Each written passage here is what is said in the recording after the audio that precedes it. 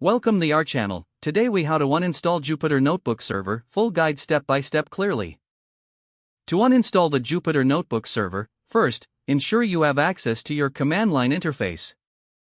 For Windows users, open the command prompt. Linux and Mac users should open the terminal. Next, check if Jupyter is installed by typing the command Jupyter version. If a version appears, you are confirmed to have Jupyter Notebook installed.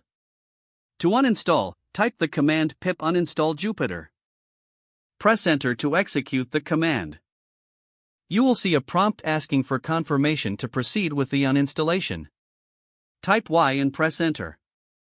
The uninstallation process will begin. Once it's completed, you will see a message confirming that Jupyter has been uninstalled. If you're using Anaconda, open the Anaconda prompt instead. Type the command conda remove Jupyter. Press enter to run this command. Again, confirm the uninstallation by typing Y when prompted. After that, Jupyter Notebook server will be removed from your Anaconda environment.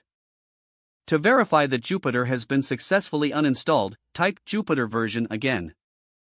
If the command returns an error or states that Jupyter is not found, the uninstallation was successful. If you want to remove configuration files, locate the .jupyter folder in your home directory.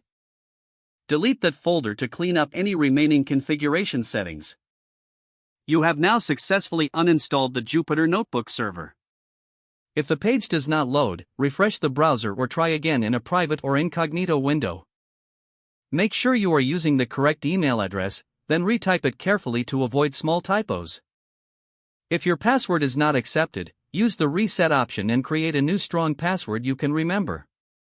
Check your spam folder for verification or security emails, then complete any requested confirmation steps.